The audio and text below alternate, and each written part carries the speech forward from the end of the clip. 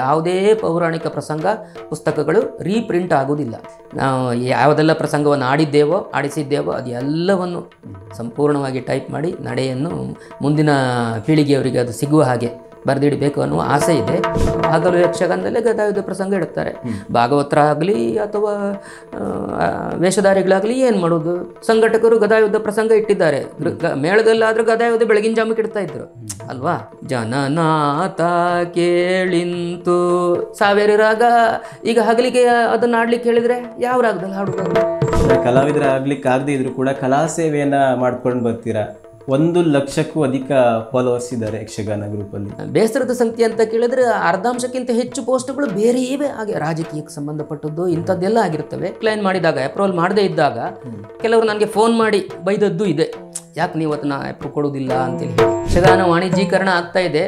ಅದರಲ್ಲಿ ಯಕ್ಷಗಾನದ ಶೈಲಿ ಅಲ್ಲದ ಹಾಡುಗಳನ್ನು ಬಳಸ್ತಾ ಇದ್ದಾರೆ, ಯಕ್ಷಗಾನ ಶೈಲಿ ಅಲ್ಲದ ನೃತ್ಯಗಳನ್ನು ಮಾಡ್ತಾ ಇದ್ದಾರೆ, ಯಕ್ಷಗಾನ ಶೈಲಿ ಅಲ್ಲದ ಯಾವುದು ಪೋಷಾಕಗಳನ್ನು ಧರಿಸಿ ಬರ್ತಾ ಇದ್ದಾರೆ.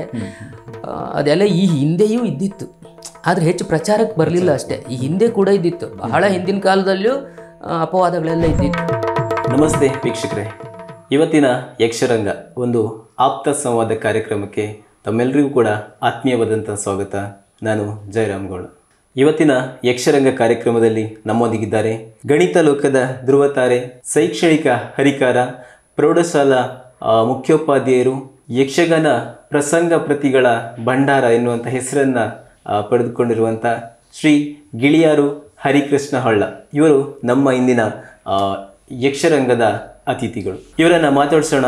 ಅವರ ವೃತ್ತಿ ಬದುಕಿನ ಕುರಿತು ಹಾಗೆ ಯಕ್ಷಗಾನ ಸೇವೆಯ ಕುರಿತು ತಾವೆಲ್ಲರೂ ಕೂಡ ತಿಳಿದುಕೊಳ್ಳೋಣ.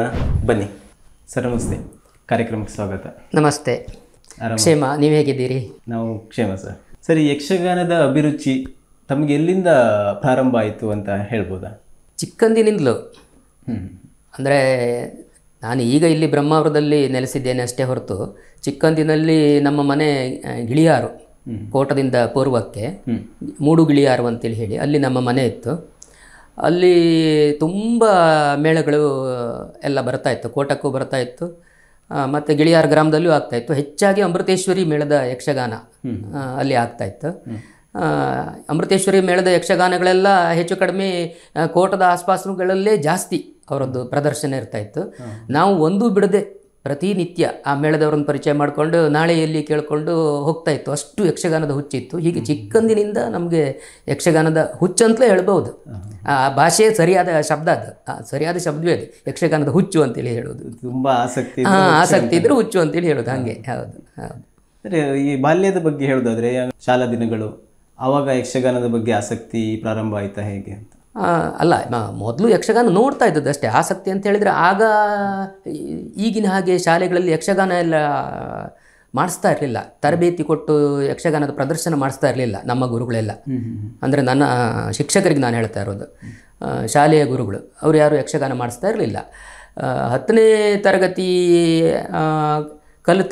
ಕಲಿತ ನಂತರ ರಜೆಯಲ್ಲಿ ನಾನು ಯಕ್ಷಗಾನ ಕಲಿಬೇಕು ಅನ್ನೋ ಆಸಕ್ತಿ ಹುಟ್ಟಿತು ನನಗೆ.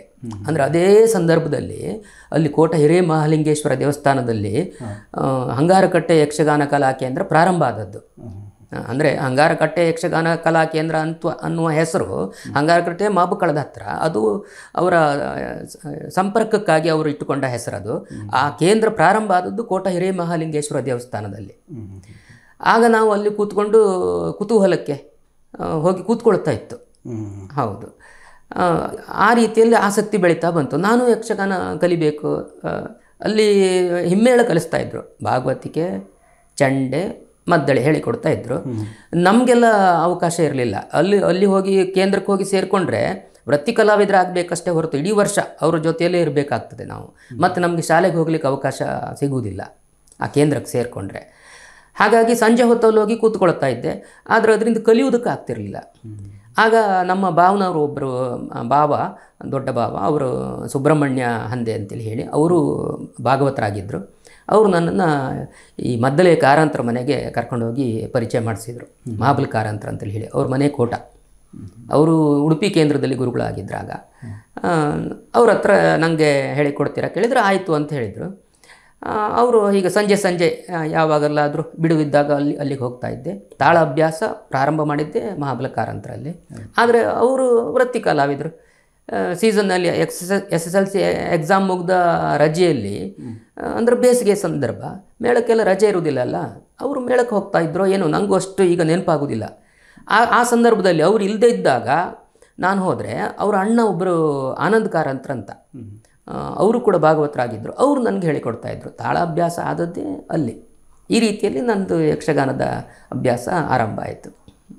ಯಕ್ಷಗಾನದ ತಾಳ ಎಲ್ಲವನ್ನು ಕಲ್ತಿದ್ದೀರಾ. ಯಕ್ಷಗಾನ ಕಲಾವಿದರಾಗಬೇಕು ಅಂತ ಯಾವತ್ತೂ ಅನಿಸಿಲ್ವ ತಮಗೆ? ಅಂದರೆ ತುಂಬ ಆಸಕ್ತಿ ಇದೆ ಯಕ್ಷಗಾನದ ಕುರಿತು. ಯಕ್ಷಗಾನ ಆಸಕ್ತಿ ಇತ್ತು.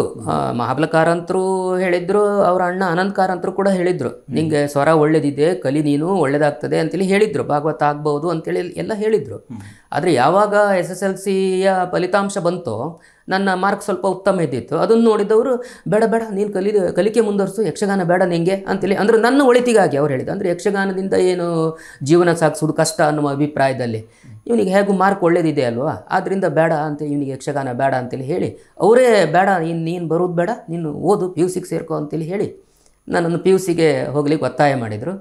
ಹಾಗಾಗಿ ನಾನು ಯಕ್ಷಗಾನವನ್ನು ಬಿಡಬೇಕಾಯಿತು. ಮತ್ತು ಅಲ್ಲೂ ಒಂದು ಸಂಗತಿ ಏನಂತ ಕೇಳಿದರೆ, PUCಯಲ್ಲಿ ನಾನು ಸೈನ್ಸ್ ತೆಗೆದುಕೊಂಡೆ. ಯಾವಾಗ PUCಯಲ್ಲಿ ಸೈನ್ಸ್ ತೆಗೆದುಕೊಂಡು ಮತ್ತೆ ಯಕ್ಷಗಾನದ ಕಡೆಗೆ ಹೆಚ್ಚು ಮನಸ್ಸು ಮಾಡಲಿಕ್ಕೆ ಆಗಲಿಲ್ಲ. ಆಸಕ್ತಿ ಇದ್ದರೂ ಕೂಡ ಹೋಗ್ಲಿಕ್ಕೆ ಆಗ್ತಿರಲಿಲ್ಲ. ಯಾಕಂತ ಹೇಳಿದರೆ ಸೈನ್ಸ್ ತೆಗೆದುಕೊಂಡ್ರೆ ಅಷ್ಟು ಕಷ್ಟ ಆಗ್ತದೆ. ಸರ್, ಆವಾಗಲೇ ಹೇಳಿದ್ರ 10ನೇ ತರಗತಿ ಮುಗಿಸಿ ಯಕ್ಷಗಾನವನ್ನು ನಿಲ್ಲಿಸಿದ್ರಿ ಅಲ್ಲಿಗೆ ಅಂತ ಹೇಳಿ. ಮತ್ತು ಯಾವಾಗ ಅದು ಪ್ರಾರಂಭ ಆಯಿತು, ಆ ಆಸಕ್ತಿ ಎಲ್ಲಿಂದ ಪ್ರಾರಂಭ ಆಯಿತು, ಮತ್ತು ಭಾಗವತಿಕೆ ಕಲಿಯುವಂಥದ್ದು ಎಲ್ಲಿಂದ ಪ್ರಾರಂಭ ಆಯಿತು, ಮತ್ತು ಗುರುಗಳ ಬಗ್ಗೆ ಹೇಳೋದಾದರೆ ಸರ್? ಅದೇ 10ನೇ ತರಗತಿಯ ರಜೆಯಲ್ಲಿ, ಪರೀಕ್ಷೆ ಆದ ನಂತರದ ರಜೆಯಲ್ಲಿ ತಾಳ ಅಭ್ಯಾಸ ಮಾಡಲಿಕ್ಕೆ ಹೋದೆ.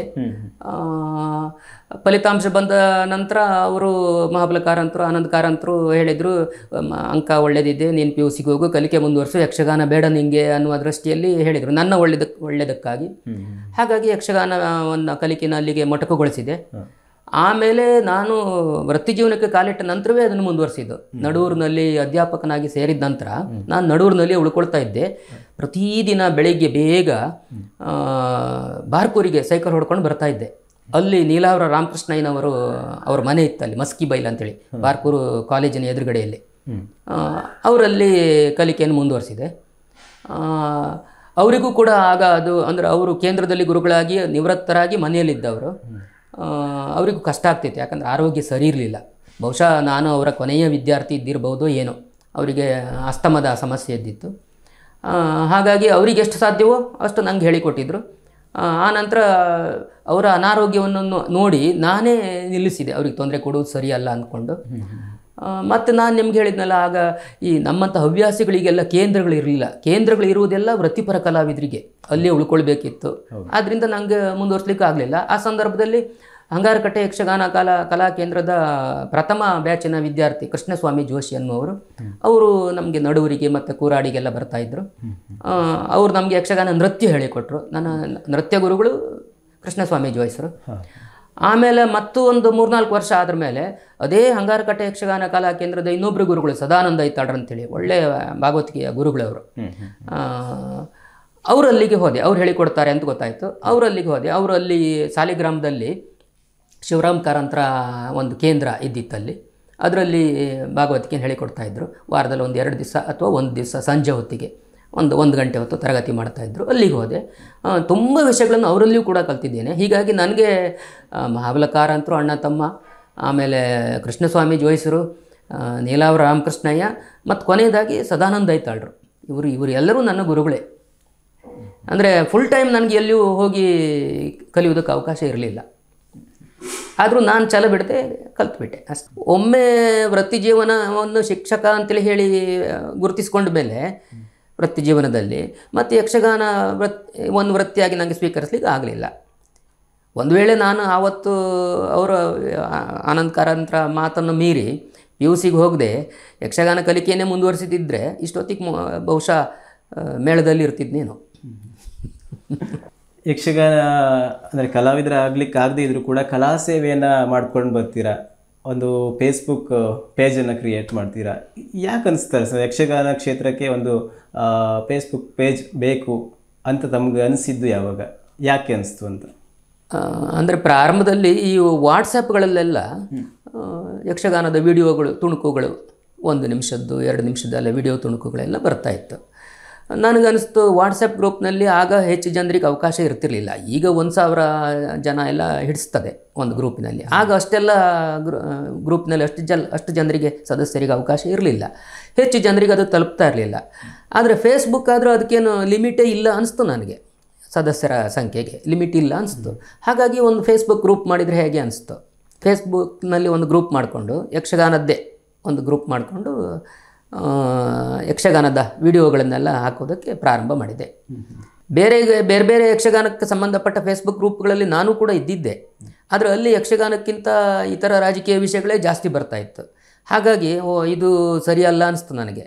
ಹಾಗಾಗಿ ನಾನೇ ನಮ್ಮದೇ ಒಂದು ಗ್ರೂಪ್ ಮಾಡಿಕೊಂಡು ಸ್ಟ್ರಿಕ್ಟಾಗಿ ಯಕ್ಷಗಾನದ ವಿಷಯ ಬಿಟ್ಟು ಬೇರೆ ವಿಷಯಗಳನ್ನು ಅದರಲ್ಲಿ ಹಾಕಬಾರ್ದು, ಇದು ಕೇವಲ ಯಕ್ಷಗಾನ ಆಸಕ್ತರಿಗಾಗಿಯೇ ಇರಬೇಕು, ಮೀಸಲಾಗಿರಬೇಕು ಅಂದ್ಕೊಂಡು ಆ ಗ್ರೂಪ್ ಮಾಡಿದ್ದು.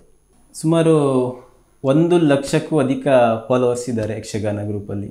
ಫೇಸ್ಬುಕ್ ಗ್ರೂಪ್ನ ಮೊದಲು ಬೇರೆ ರೀತಿಯಾಗಿ ಪ್ರಚಾರ ಮಾಡುವಂಥದ್ದು ಯಕ್ಷಗಾನದ ಕುರಿತಾಗಿ ಆ ಥರ ಏನಾದರೂ ಮಾರ್ಗಗಳು ಇದ್ದಿದ್ವಾ ಅಂತ?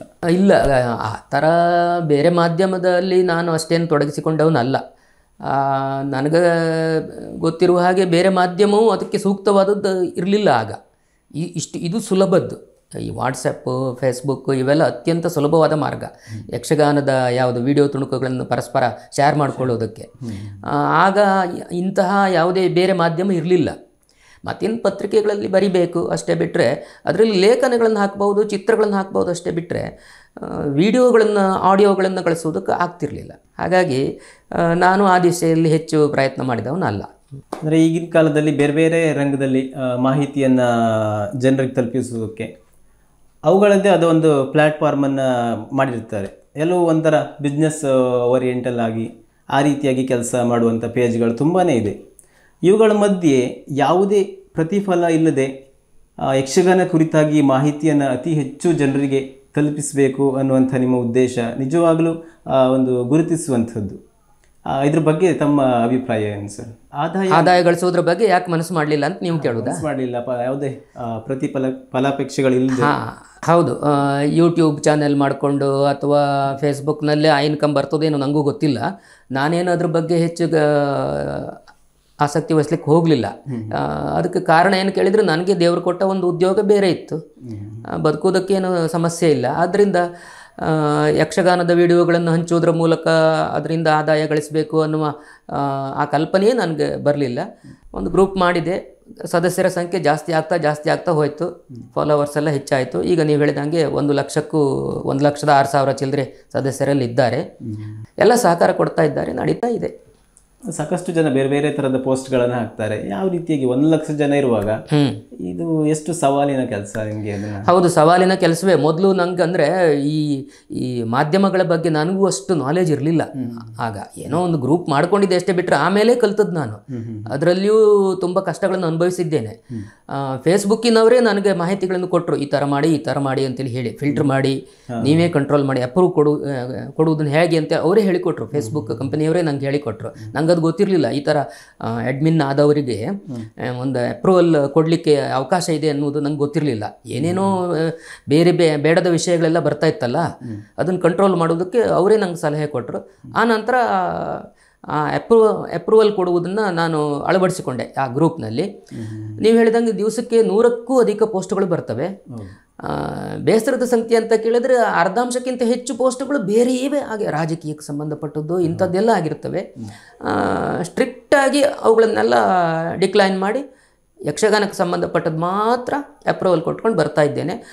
ಕೆಲವರಿಗೆ ಬೇಸರ ಆದದ್ದು ಇದೆ, ಅದರಿಂದಾಗಿ ಏನು ಮಾಡಲಿಕ್ಕಾಗತ್ತೆ. ಆನಂತರ ಅವರೇ ಕೆಲವರು ಒಂದು ವಾರ ಬಿಟ್ಟು ನನಗೆ ಫೋನ್ ಮಾಡೋದಿರ್ತದೆ, ಸಾರಿ ಸರ್ ನಂಗೆ ಗೊತ್ತಾಗಲಿಲ್ಲ ನಿಮ್ಮದು ಯಕ್ಷಗಾನ ಗ್ರೂಪು ಅಂತೇಳಿ ಹೇಳಿದ್ದು ಇದೆ. ದಿನಕ್ಕೆ ಎಷ್ಟು ಸಮಯ ಮೀಸಲಿಡ್ತೀರಿ ಸರಿ? ಇಲ್ಲ, ಆ ಥರ ಏನಿಲ್ಲ. ಈಗ ಮೊಬೈಲ್ನಲ್ಲೂ ಆಪ್ರೇಟ್ ಮಾಡ್ತೇನೆ ಫೇಸ್ಬುಕ್ ಗ್ರೂಪನ್ನು, ಲ್ಯಾಪ್ಟಾಪ್ನಲ್ಲೂ ಆಪ್ರೇಟ್ ಮಾಡ್ತೇನೆ. ಮನೆಯಲ್ಲಿದ್ದರೆ ಫ್ರೀ ಟೈಮ್ ಇದ್ದಾಗ ಲ್ಯಾಪ್ಟಾಪ್ ಓಪನ್ ಮಾಡ್ತೇನೆ. ಮತ್ತು ಕೆಲವರು ಪೋಸ್ಟ್ ಮಾಡಿ ಇದು ಸರ್ ಇದು ಅಗತ್ಯ ಇದೆ, ಅರ್ಜೆಂಟ್ ಇದೆ, ಇದನ್ನೊಂದು ಪೋಸ್ಟ್ ಮಾಡ್ತೀರಾ, ಅಪ್ರೂವ್ ಕೊಡ್ತೀರಾ ಅಂತ ಹೇಳ್ತಾರೆ ಫೋನ್ ಮಾಡಿ. ಆಗ ಕೂಡಲೇ ಅಪ್ರೂವಲ್ ಕೊಡ್ತಿದ್ದೆ. ಇಲ್ಲದೇ ಇದ್ರೆ ಅದು ಹೇಗೂ ಸೈಲೆಂಟ್ ಇಟ್ಟರೂ ಕೂಡ ಅದರಲ್ಲಿ ಒಂದು ಸಿಗ್ನಲ್ ಬರುತ್ತಲ್ಲ, ನಿಮ್ಗೆ ಗೊತ್ತಲ್ಲ. ಹೌದು, ಸಿಗ್ನಲ್ ಬಂದ ತಕ್ಷಣ ಯಾವುದೋ ಪೋಸ್ಟ್ ಬಂದಿದೆ ಅಂತ ಗೊತ್ತಾಗ್ತಿತ್ತು, ಅಪ್ರೂವಲ್ ಕೊಡ್ತಾ ಇದ್ದೆ ಅಷ್ಟೇ. ಅದಕ್ಕಾಗಿ ಏನು ಸಮಯ ಮೀಸಲಿಟ್ಟದ್ದೇನಿಲ್ಲ. ಇನ್ನು ಈ ಯಕ್ಷಗಾನದ ಅಧ್ಯಯನದ ಕುರಿತು ನಾವು ಬಹಳಷ್ಟು ಕೇಳಿದ್ದೀವಿ. ತುಂಬ ಅಧ್ಯಯನ ಮಾಡ್ತೀರಾ ಯಕ್ಷಗಾನದ ಕುರಿತು, ತುಂಬ ಪ್ರತಿ ಸಂಗ್ರಹಣೆ ಎಲ್ಲ ಮಾಡ್ತೀರಾ ಅನ್ನುವಂಥದ್ದು. ಈ ಅಧ್ಯಯನ ಯಾವಾಗಿಂದ ಪ್ರಾರಂಭ ಆಯಿತು ಸರ್? ಅದೇ ನಡೂರು ಹೈಸ್ಕೂಲಿಗೆ ಅಧ್ಯಾಪಕನಾಗಿ ಸೇರಿದ ನಂತರ ನಾನು ಅಲ್ಲಿಯೇ ಉಳ್ಕೊಳ್ತಾ ಇದ್ದೆ. ನನಗೆ ಮನೆ ದೂರ ಆಗ್ತಾಯಿತ್ತು, ಹೋಗಿ ಬರಲಿಕ್ಕೆ ಆಗ್ತಿರಲಿಲ್ಲ. ಹಾಗಾಗಿ ನಾನೇನು ಮಾಡಿದೆ, ಅಲ್ಲಿಯೇ ನಮ್ಮದೇ ಒಂದು ಯಕ್ಷಗಾನ ಸಂಘ ರೂಪಿಸಿಕೊಂಡೆ. ಜೊತೆಯಲ್ಲಿ ಪಕ್ಕದಲ್ಲಿ ಒಂದು ಕೂರಾಡಿ ಅಂತ ಒಂದು ಊರಿದೆ, ಅಲ್ಲಿಯೂ ನನಗಿಂತ ಅಲ್ಲಿಗೆ ಹೋಗುವ ಮೊದಲೇ ಅಲ್ಲೊಂದು ಒಳ್ಳೆಯ ಯಕ್ಷಗಾನ ಸಂಘ ಇದ್ದಿತ್ತು, ಈಗಲೂ ಇದೆ ಅದು. ಅದರಲ್ಲೂ ನಾನು ಸಕ್ರಿಯವಾಗಿ ಭಾಗವಹಿಸ್ತಾ ಇದ್ದೆ. ಅಲ್ಲೆಲ್ಲ ನಾವು ಯಕ್ಷಗಾನಗಳನ್ನು ಮಾಡಿದ್ದು ಕ್ರಮೇಣ ಏನಾಗ್ತದೆ ಅಂತೇಳಿ ಹೇಳಿದರೆ ನಮಗೆ ಮರ್ತು ಹೋಗುತ್ತದೆ. ಈಗ ಯಾವುದೋ ಒಂದು ಅಭಿಮನ್ಯು ಕಾಳಗ ಅಂತ ಇಟ್ಕೊಳ್ಳುವ, ಪ್ರಾರಂಭ ಎಲ್ಲಿಂದ ಮಾಡ್ತಾ ಆಗ 30 ವರ್ಷದ ಹಿಂದೆ ಮಾಡಿದ್ದು ಈಗ ಪುನಃ ಕೇಳಿದರೆ ನಮ್ಗೆ ನೆನಪಿರುವುದಿಲ್ಲ. ಹೌದು, ಆ ನಡೆ, ನಾವು ಯಕ್ಷಗಾನದ ನಡೆ ಅಂತೇಳಿ ಅದಕ್ಕೆ ಹೇಳ್ತೇವೆ, ಆ ನಡೆ ನಮಗೆ ಮರ್ತು ಹೋಗಿರ್ತದೆ. ಅದು ಮರ್ತು ಹೋಗಬಾರ್ದು ಅನ್ನುವ ದಿಸೆಯಿಂದ ನಾನೇನು ಮಾಡ್ತಿದ್ದೆ ಅಂತೇಳಿ ಹೇಳಿದರೆ ಎಲ್ಲ ಬರೆದಿಟ್ಕೊಳ್ತಾ ಇದ್ದೆ ಕೈ ಪ್ರತಿಯಲ್ಲಿ. ಕೆಲವು 100 ಪೇಜಿನ ಪುಸ್ತಕ, ಕೆಲವು 200 ಪೇಜಿನ ಪುಸ್ತಕ ಎಲ್ಲ ಮಾಡಿ ಇಟ್ಕೊಳ್ತಾ ಇದ್ದೆ. ಅದು ಕ್ರಮೇಣ ಏನಾಗುತ್ತೆ ಅಂತೇಳಿ ಹೇಳಿದರೆ ನಶಿಸಿ ಹೋಗ್ತದೆ. ಹಾಗಾಗಿ ಏನನ್ನು ಯಾವುದನ್ನು ನಾವು ಕೈಯಲ್ಲಿ ಬರೆದಿಟ್ಕೊಂಡಿತ್ತೋ ಅದನ್ನೆಲ್ಲ ಈಗ ಸಾಧಾರಣ ಒಂದು 5-6 ವರ್ಷದಿಂದ ಈಚೆಗೆ ಲ್ಯಾಪ್ಟಾಪ್ನಲ್ಲಿ ಟೈಪ್ ಮಾಡಿ PDF ಮಾಡಿ ಇಡಲಿಕ್ಕೆ ಪ್ರಾರಂಭ ಮಾಡಿದ್ದೆ. ಅದು ನಾನು ಮಾಡಿದ್ದು ನನಗಾಗಿಯೇ. ನಾವು ಈ ಹಿಂದೆ ಆಡಿದ, ನಮ್ಮ ವಿದ್ಯಾರ್ಥಿಗಳಿಗೆ ಹೇಳಿಕೊಟ್ಟ, ಅಥವಾ ಅಕ್ಕಪಕ್ಕದ ಹವ್ಯಾಸಿ ಸಂಘಗಳಿಗೆ ಹೇಳಿಕೊಟ್ಟ ಪ್ರಸಂಗಗಳೇ ಕ್ರಮೇಣ ಅದು ನಮ್ಗೆ ಮರ್ತು ಹೋಗ್ತದೆ, ನಡೆ ಹೇಗೆ ಅನ್ನೋದು. ಅದು ಮರ್ತು ಹೋಗಬಾರ್ದು, ಶಾಶ್ವತವಾಗಿ ಉಳಿಬೇಕು ಅಂದ್ಕೊಂಡು PDF ಮಾಡಲಿಕ್ಕೆ ಸ್ಟಾರ್ಟ್ ಮಾಡಿದೆ. ಟೈಪ್ ಮಾಡಿ PDF ಮಾಡಿ ಶೇಖರಿಸಲಿಕ್ಕೆ ಪ್ರಾರಂಭ ಮಾಡಿದೆ. ಈಗ ಏನಾಗ್ತಾ ಇದೆ ಅಂತೇಳಿ ಹೇಳಿದರೆ, ಹವ್ಯಾಸಿ ಕಲಾವಿದರ ಜೊತೆಯಲ್ಲಿ ವೃತ್ತಿಪರ ಕಲಾವಿದರು ಕೂಡ ಅದನ್ನು ತಗೊಂಡು ಹೋಗ್ತಾ ಇದ್ದಾರೆ. ಮುಖ್ಯವಾಗಿ ಭಾಗವತರು. ಈಗ ನಾನು ಬರೆದಿಡುವುದು ಯಾವುದಕ್ಕೆ ಕೇಳಿದರೆ, ಭಾಗವತರಿಗೆ ಅನುಕೂಲ ಆಗುವ ಹಾಗೆ, ಆಡಿಸುವುದಕ್ಕೆ ಅನುಕೂಲ ಆಗುವ ಹಾಗೆ ಸಂಸ್ಕರಣೆ ಮಾಡಿ ಅದನ್ನು ನಾವು ಇಂಗ್ಲೀಷ್ನಲ್ಲಿ ಎಡಿಟ್ ಮಾಡೋದು ಅಂತೇಳಿ ಹೇಳ್ತೇವಲ್ಲ, ಆ ರೀತಿಯಲ್ಲಿ ಎಡಿಟ್ ಮಾಡಿ ಅದನ್ನು PDF ಮಾಡ್ತಾ ಇದ್ದೇನೆ. ಅದಕ್ಕೀಗ ತುಂಬ ಬೇಡಿಕೆ ಇದೆ. ನನ್ನ ಕೆಲಸ ಇನ್ನೂ ಮುಗಿಲಿಲ್ಲ, ಅದು ಇನ್ನೂ ತುಂಬ ಪ್ರಸಂಗಗಳಿವೆ ನಾವು ಆಡಿದ್ದು. ಕಷ್ಟ ಏನು ಕೇಳಿದರೆ ಟೈಪ್ ಮಾಡಬೇಕು, ಅದೇ ಕಷ್ಟ. ಅದಕ್ಕೆ ಸಮಯ ಬೇಕು, ನಿಧಾನ ಆಗ್ತಾ ಇದೆ. ಮಾಡಬೇಕು, ಎಲ್ಲ ಸಾಧ್ಯ ಆದರೆ ದೇವರು ಆಯುಸ್ಸು ಕೊಟ್ಟರೆ ನಾವು ಯಾವುದೆಲ್ಲ ಪ್ರಸಂಗವನ್ನು ಆಡಿಸಿದ್ದೇವೋ ಅದು ಎಲ್ಲವನ್ನು ಸಂಪೂರ್ಣವಾಗಿ ಟೈಪ್ ಮಾಡಿ ನಡೆಯನ್ನು ಮುಂದಿನ ಪೀಳಿಗೆಯವರಿಗೆ ಅದು ಸಿಗುವ ಹಾಗೆ ಬರೆದಿಡಬೇಕು ಅನ್ನುವ ಆಸೆ ಇದೆ. ಯಾಕೆ ಕೇಳಿದರೆ, ಯಾವುದೇ ಪೌರಾಣಿಕ ಪ್ರಸಂಗ ಪುಸ್ತಕಗಳು ರೀಪ್ರಿಂಟ್ ಆಗೋದಿಲ್ಲ, ಪುನರ್ಮುದ್ರಣ ಆಗುವುದೇ ಇಲ್ಲ. ಹಾಗಾಗಿ ಮೇಳದ ಕಲಾವಿದರು ಪ್ರಸಂಗ ಪುಸ್ತಕ ಇದೆಯಾ ಕೇಳ್ತಾ ಇರ್ತಾರೆ. ಎಲ್ಲಿಂದ ತಂದು ಕೊಡುವುದು ನಾವು ಅವರಿಗೆ? ಹೀಗೆ ಏನಾದರೂ ನಾವು ಟೈಪ್ ಮಾಡಿ ಇಟ್ಟರೆ ಅದು ಅವ್ರಿಗೆ ಸಿಗ್ತದೆ. ಒರಿಜಿನಲ್ ಕಾಪಿ ಈಗ ಯಾರ ಹತ್ರವೂ ಇಲ್ಲ. ಜೆರಾಕ್ಸಿನದ್ದೇ ಹಲವು ಬಾರಿ ಜೆರಾಕ್ಸ್ ಆಗಿ ಅದು ಕೂಡ ಎಲ್ಲ ಅದರಲ್ಲಿ ಪೆನ್ನಿನಲ್ಲಿ ಬರೆದು ಪುನಃ ಅದನ್ನು ಜೆರಾಕ್ಸ್ ಮಾಡುವಾಗ ಅದು ಹಾಳಾಗಿರ್ತದೆ. ಹಾಗಾಗಿ ಈಗ ನಾವು ಟೈಪ್ ಮಾಡಿ PDF ಮಾಡಿ ಪ್ರಿಂಟ್ ತೆಗಿತೇವಲ್ಲ, ಅದು ಕ್ಲೀನ್ ಇರ್ತದೆ. ಮತ್ತು ನಾನು ಮೇಳದ ಭಾಗವತರಿಗೆ ಕಾಣಿಸ್ಬೇಕು ಅಂತೇಳಿ ಹೇಳಿ ದೊಡ್ಡ ಫಾಂಟ್ ಸೈಜ್ ಜಾಸ್ತಿ ಇಟ್ಟು ಟೈಪ್ ಮಾಡ್ತಾ ಇದ್ದೇನೆ. ಅದು ಅವರಿಗೆ ಎಲ್ಲರೂ ಅದನ್ನು ಮೆಚ್ಚುತ್ತಾ ಇದ್ದಾರೆ, ಇದೇ ಬೇಕು ನಮಗೆ ಅಂತೇಳಿ ಹೇಳಿ. ಈ ರೀತಿಯಲ್ಲಿ ನನ್ನದೇನೋ ಒಂದು ಕಾಯಕ ಸೇವೆ ರೀತಿಯಲ್ಲಿ ನಡೀತಾ ಇದೆ. 90ನೇ ದಶಕದಿಂದ ಆಗಿನ ಪ್ರಸಂಗಗಳು ತುಂಬ ಹಳೆಯ ಪ್ರಸಂಗಗಳು. ಇತ್ತೀಚೆಗೆ ಅದು ಸಿಗುವುದಕ್ಕೆ ಕಷ್ಟ, ಅಂದರೆ ಆಟ ಆಡಿಸುವವರು ಇಲ್ಲ. ಹೌದು, ಪ್ರಸಂಗ ಪ್ರತಿಗಳು ಸಿಗುವುದಿಲ್ಲ. ಅಂತಹ ಪ್ರತಿಗಳನ್ನು ಸುಮಾರು 1-2 ಅಲ್ಲ, 200-300ಕ್ಕೂ ಜಾಸ್ತಿ ಪ್ರತಿಗಳನ್ನು ಸಂಗ್ರಹಣೆ ಮಾಡಿ ಅದನ್ನು ಯಕ್ಷಗಾನ ಕ್ಷೇತ್ರಕ್ಕೆ ಕೊಡುಗೆಯ ಥರ ನೀಡ್ತಾ ಇದ್ದೀರಾ. ಇದೊಂದು ತುಂಬ ಉತ್ತಮವಾದಂಥ ಸೇವೆ. ಯಕ್ಷಗಾನ ಕಲಾವಿದರು ಅಲ್ಲದೇ ಇದ್ದರೂ ಕೂಡ ಒಂದು ದೊಡ್ಡ ಕೊಡುಗೆಯನ್ನು ಯಕ್ಷಗಾನ ಕ್ಷೇತ್ರಕ್ಕೆ ಕೊಡ್ತಾ ಇದ್ದೀರಾ. ಯಕ್ಷಗಾನ ಪ್ರಸಂಗ ಪ್ರತಿಗಳ ಭಂಡಾರ ಅನ್ನುವಂಥ ಹೆಸರು ಕೂಡ ತಮಗೆ ಹೇಳ್ತಾರೆ. ಈ ಥರ ಪ್ರಶಸ್ತಿಗಳು, ಸನ್ಮಾನಗಳು ಎಷ್ಟು ಬಂದಿದೆ ಸರ್ ಈ ಥರ? ಒಂದೆರಡು ಸನ್ಮಾನಗಳು, ಪ್ರಶಸ್ತಿಗಳು ಏನೋ ಅಂತೂ ಆಗಿವೆ.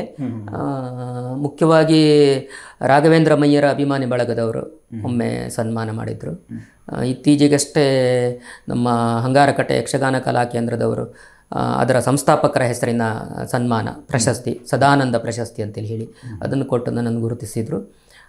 ಹೀಗೆ ಮತ್ತೆ ಸಣ್ಣ ಪುಟ್ಟ ಸನ್ಮಾನಗಳು ತುಂಬ ಆಗಿತ್ತು.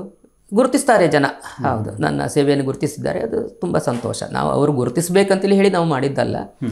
ನೀವು ಆಗ ಹೇಳಿದ್ರಿ, ಅದೇ ಪ್ರಸಂಗ ಪ್ರತಿಗಳನ್ನೆಲ್ಲ ಸಂಗ್ರಹ ಮಾಡಿದ್ದೀರಿ, ಹಳೆಯ ಪುಸ್ತಕಗಳನ್ನೆಲ್ಲ PDF ರೂಪದಲ್ಲಿ ಸಂಗ್ರಹ ಮಾಡಿದ್ದೀರಿ ಅಂತೇಳಿ ಹೇಳಿ. ಅದೇ ನನ್ನ ದೃಷ್ಟಿಯಲ್ಲಿ ನಾನು ಕಲಾವಿದ ಅಲ್ಲದೆ ಇದ್ದರೂ ಸಂಗ್ರಹ ಮಾಡಿದ್ದೀರಿ ನೀವು ಅಂತ ಹೇಳಿದ್ರಲ್ಲ, ಅಂತಹ ಕೆಲಸವನ್ನು ನಮ್ಮಂಥವರೇ ಮಾಡಬೇಕು. ಬಿಟ್ಟರೆ ಯಕ್ಷಗಾನ ಕಲಾವಿದರಿಗೆ ಅದು ಮಾಡಲಿಕ್ಕೆ ಆಗೋದಿಲ್ಲ. ಅವರು ಊರಿಂದ ಊರಿಗೆ ತಿರುಗಾಟದಲ್ಲಿ ಇರ್ತಾರೆ, ಲ್ಯಾಪ್ಟಾಪ್ ಹಿಡ್ಕೊಂಡು ನನ್ನ ಹಾಗೆ ಇರುವುದಕ್ಕೆ ಅವ್ರಿಗೆ ಆಗೋದಿಲ್ಲ. ಅಂಥ ಕೆಲಸಗಳನ್ನು ನಮ್ಮಂಥವರೇ ಮಾಡಬೇಕಂತ ನಾನು ಹೇಳುವುದು.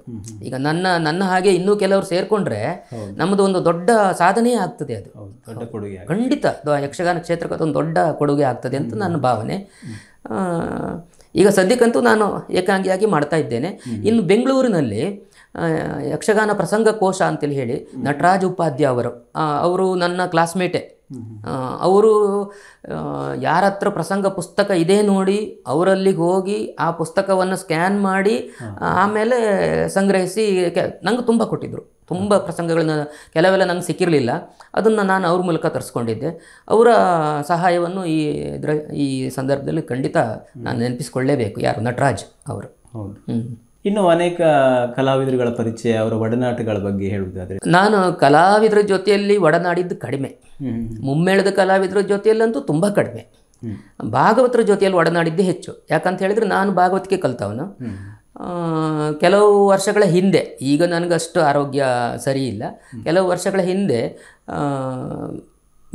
ಮೇಳಕ್ಕೂ ಕೂಡ ಅಗತ್ಯ ಬಿದ್ದಾಗ ಭಾಗವತಿಕೆಗೆ ಹೋಗ್ತಾ ಇದ್ದೆ. ಹೆಚ್ಚಾಗಿ ಮಂದಾರತಿ ಮೇಳಕ್ಕೆ ಹೋಗಿದ್ದೆ, ಅಮೃತೇಶ್ವರಿ ಮೇಳಕ್ಕೆಲ್ಲ ಹೋಗಿದ್ದೆ. ಬಯಲಾಟದ ಮೇಳದಲ್ಲಿ ಎಲ್ಲಿ ಪೌರಾಣಿಕ ಪ್ರಸಂಗ ಇದೆ ಅಲ್ಲಿ ನಾನು ಅಗತ್ಯ ಬಿದ್ದರೆ ಹೋಗ್ತೇನೆ. ಹೀಗಾಗಿ ಹಿಮ್ಮೇಳದ ಕಲಾವಿದರದ್ದೇ ಪರಿಚಯ ಜಾಸ್ತಿ ನನಗೆ, ಮುಖ್ಯವಾಗಿ ಭಾಗವತರು. ಮತ್ತು ಜೊತೆಯಲ್ಲಿ ಚಂಡೆ ಮೊದಲವರು ಹೇಗೂ ಇರ್ತಾರೆ, ಪರಿಚಯ ಆಗ್ತದೆ, ಬೇಡ ಅಂದರೂ ಪರಿಚಯ ಆಗ್ತದೆ. ಮುಮ್ಮೇಳದ ಕಲಾವಿದರನ್ನು ನಾನು ಹೆಚ್ಚು ಹಚ್ಚಿಕೊಂಡವನಲ್ಲ. ಹೌದು, ಹಾಗಂತ ನಾನೇನು ಅವರನ್ನು ದ್ವೇಷಿಸ್ತೇನೆ ಅಂತ ಅರ್ಥ ಅಲ್ಲ. ಸಂದರ್ಭ ಕಡಿಮೆ. ಅದು ನಾವು ಭಾಗವತರಾದವರು ಮೊದಲಿನಿಂದಲೂ ನಮ್ಮದೇ ಒಂದು ಗ್ರೂಪ್ ಮಾಡ್ಕೊಳ್ಳೋದು, ಭಾಗವತರೇ ಫ್ರೆಂಡ್ಶಿಪ್ ಮಾಡ್ಕೊಳ್ಳೋದು, ಸ್ನೇಹ ಬಯಸೋದು. ಅದು ಈಗಲೂ ಅದು ನಡೀತಾ ಇದೆ. ಅದು ಮುಮ್ಮೇಳದ ಕಲಾವಿದರವರನ್ನೇ ಸ್ನೇಹ ಬಯಸೋದು. ಅದು ಯಾಕೋಪ್ಪ ಗೊತ್ತಿಲ್ಲ, ಅದು ಈಗಲೂ ಹಾಗೇ ಇದೆ. ಹಾಗೆ ಹೇಳಲಿಕ್ಕೆ ಹೋದರೆ ಭಾಗವತರುಗಳಲ್ಲಿ KP ಹೆಗಡೆಯವರು ಗುರುಗಳಾಗಿಯೂ ಇದ್ದವರು. ಅವರು ಕೂಡ ಅಷ್ಟೇ ಮಂದಾರತಿ ಮೇಳದಲ್ಲಿದ್ದಾಗ ತುಂಬ ಸಲ ನನ್ನನ್ನು ಬರಲಿಕ್ಕೆ ಹೇಳ್ತಾ ಇದ್ದರು. ನನಗೆ ಅಂದರೆ ಅವರಿಗೂ ಆರೋಗ್ಯ ಕೈ ಕೊಡ್ತಾ ಇತ್ತು. ಆಗ ಇಡೀ ರಾತ್ರಿ ಆಡಬೇಕಿತ್ತಲ್ಲ, ಈಗಿನ ಹಾಗೆ ಕಾಲಮಿತಿ ಅಲ್ಲ. ಹಾಗಾಗಿ ಬೇರೆಯವರ ಅಗತ್ಯ ಬೀಳ್ತಾ ಇತ್ತು. ಅವರಿಗೂ ಆರೋಗ್ಯ ಸರಿ ಇಲ್ಲದೆ ಇದ್ದಾಗ ತುಂಬ ಸಲ ಬರಲಿಕ್ಕೆ ಹೇಳಿದರು. ನಾನು ಹೋಗಿದ್ದೆ, ನನಗೇನು ಬೇಸರ ಇಲ್ಲ. ಆಮೇಲೆ ಹಾಗಾಗಿ KP ಹೆಗಡೆಯರ ಸಂಘ ಅದರಿಂದ ನನಗೇ ವೈಯಕ್ತಿಕವಾಗಿ ಲಾಭ ಜಾಸ್ತಿ ಆಗಿದೆ. ಅವರಿಂದ ಕಲ್ತದ್ದು ತುಂಬ ಇದೆ. ಅವರೇನು ನೇರವಾಗಿ ನನ್ನ ಗುರುಗಳು ಅಲ್ಲದೇ ಇದ್ದರೂ ಅವರಿಂದ ಕಲ್ತದ್ದು ತುಂಬ ಇದೆ. ಹೆರಂಜಾಲ್ ಗೋಪಾಲ್ ಗಾಣಿಗರು ಅಷ್ಟೇ, ಅವರ ಜೊತೆಯಲ್ಲೂ ಒಡನಾಡಿದ್ದೆ, ತುಂಬ ಅವರಿಂದ ಕಲ್ತದ್ದಿದೆ. ಇನ್ನು ಮುಮ್ಮೇಳದ ಕಲಾವಿದರು ಹೇಳೋದಾದರೆ ಆರ್ಗೋಡು ಮೋಹನ್ ದಾಸ ಶೆಣೈ ಅವರನ್ನು ನಾನು ತುಂಬ ಮೆಚ್ಚುತ್ತೇನೆ. ಯಾಕಂತ ಹೇಳಿದರೆ ಅಷ್ಟೇ ಅಭ್ಯಾಸ ಮಾಡ್ತಾರೆ ಅವರು. ಹೌದು, ಕಲಾವಿದರಲ್ಲಿ ಅಭ್ಯಾಸದ ಕೊರತೆ ಇದೆ. ಈಗ ನಾನು ನೇರವಾಗಿ ಹೇಳ್ತೇನೆ, ಅಭ್ಯಾಸ ಯಾರು ನನ್ನನ್ನು ಬೈದರೂ ಚಿಂತೆ ಇಲ್ಲ, ಅಭ್ಯಾಸ ಮಾಡಬೇಕು. ಬಹಳ ಹಿಂದೆ ಅದೇ ಹೇಳಿದ್ನಲ್ಲ, ಗಿಳಿಯಾರ್ನಲ್ಲಿ ನಮ್ಮ ಮನೆ ಇತ್ತು ಅಂತೇಳಿ ಹೇಳಿ, ಅಲ್ಲಿ ನಮ್ಮ ಮನೆಯಲ್ಲಿ ಪ್ರತಿ ವರ್ಷ ನವರಾತ್ರಿ ಆಗ್ತದೆ. ನವರಾತ್ರಿಯಲ್ಲಿ ಶಾರದಾ ಪೂಜೆಗೆ ಪುಸ್ತಕಗಳು, ಪುರಾಣದ ಗ್ರಂಥಗಳೆಲ್ಲ ಬೇಕು. ಶಾರದಾ ಪೂಜೆಗೆ ಪುಸ್ತಕಗಳನ್ನಿಟ್ಟು ಪೂಜಿಸುವುದದು. ಹಾಗಾಗಿ ಅದಕ್ಕಾಗಿ ಸಂಗ್ರಹ ಮಾಡಿದ ತುಂಬ ಪುಸ್ತಕಗಳೆಲ್ಲ ನಮ್ಮ ಮನೇಲಿತ್ತು. ನಮ್ಮ ಮನೆಗೆ ಅಲ್ಲಿಗೆ ಆ ಕಡೆಯಲ್ಲಿ ಎಲ್ಲಿ ಬಯಲಾಟದ ಮೇಳದ ಆಟ ಆದರೂ ಕೂಡ ಕಲಾವಿದರು ನಮ್ಮ ಮನೆಗೆ ಬರೋದು. ಅಲ್ಲಿ ಮಲಗೋದಕ್ಕೆ ವಿಶಾಲವಾದ ಜಾಗವೂ ಇದ್ದಿತ್ತು. ಅವರಿಗೆ ಈ ಅಟ್ಟೆ ಇತ್ತಲ್ಲ, ಅಟ್ಟೆಗಳನ್ನು ರಿಪೇರಿ ಮಾಡ್ಕೊಳ್ಳಿಕ್ಕೆ ಬೇಕಾದ ಹುಲ್ಲು, ಅದಕ್ಕೆ ಕಚ್ಚಾ ವಸ್ತುಗಳೆಲ್ಲ ಅಲ್ಲಿ ಸಿಗ್ತಾ ಇತ್ತು. ಹಾಗಾಗಿ ಬರ್ತಾಯಿದ್ರು, ನಮ್ಮ ಮನೆಯನ್ನು ಬಯಸಿ ಬರ್ತಾಯಿದ್ರು. ಅದರಲ್ಲಿ ನಾನು ಮೆಚ್ಚಿಕೊಂಡದ್ದು ಬೇಗಾರು ಪದ್ಮನಾಭ ಅವರನ್ನು. ಯಾಕಂತ ಹೇಳಿದ್ರೆ ಅವರು ಬಂದರೂ ನಿದ್ದೆ ಮಾಡ್ತಿರ್ಲಿಲ್ಲ. ಅವ್ರು ಬರ್ತಾರೆ ಅಂತ ಗೊತ್ತಾದರೆ ನಾವೇನು ಮಾಡ್ತಾಯಿತ್ತು, ಆಟದಲ್ಲಿಟ್ಟ ಆ ಪುರಾಣದ ಪುಸ್ತಕಗಳನ್ನೆಲ್ಲ ಆ ದಿವಸ ಕೆಳಗೆ ತಂದು ಇಡ್ತಾಯಿತ್ತು. ಅವರು ಅದನ್ನು ಯಾವ್ದು ನೋಡಿ ಸಿಲೆಕ್ಟ್ ಮಾಡಿಕೊಂಡು ಎಲ್ಲಿವರೆಗೆ ಓದಲಿಕ್ಕೆ ಆಗ್ತದೋ ಅಲ್ಲಿವರೆಗೆ ಓದಿ ಅಲ್ಲೊಂದು ಚೀಟಿ ಇಟ್ಟು ಹೋಗ್ತಾಯಿದ್ರು. ಇನ್ನೊಂದು ಸಲ ಬಂದಾಗ ಅಲ್ಲಿ ಮುಂದುವರಿಸ್ಬೇಕು ಅಂತೇಳಿ ಹೇಳಿ. ಅಷ್ಟು ಅಂದರೆ ಈಗಿನ ಹಾಗೆ ವಾಟ್ಸಪ್ಪು ಅದೆಲ್ಲ ಇಲ್ಲಲ್ಲ. ಆಗ ಏನಿದ್ರು ಪುಸ್ತಕ ಇದ್ದರೆ ಓದಲಿಕ್ಕೆ ಆಗ್ತಿತ್ತು ಅಷ್ಟೇ ಅಲ್ವಾ. ಅವರು ತುಂಬ ಅಧ್ಯಯನ ಮಾಡ್ತಾಯಿದ್ರು.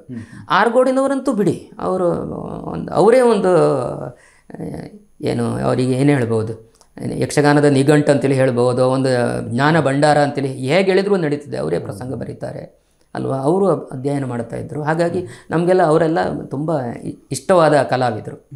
ತಾವು ಯಕ್ಷಗಾನವನ್ನು ಎಷ್ಟು ಜನ ವಿದ್ಯಾರ್ಥಿಗಳಿಗೆ ಕಲಿಸಿದ್ದೀರಾ ಅಥವಾ ಈಗ ಕಲಿಸ್ತಾ ಇದ್ದೀರಾ ಗುರುವಾಗಿ?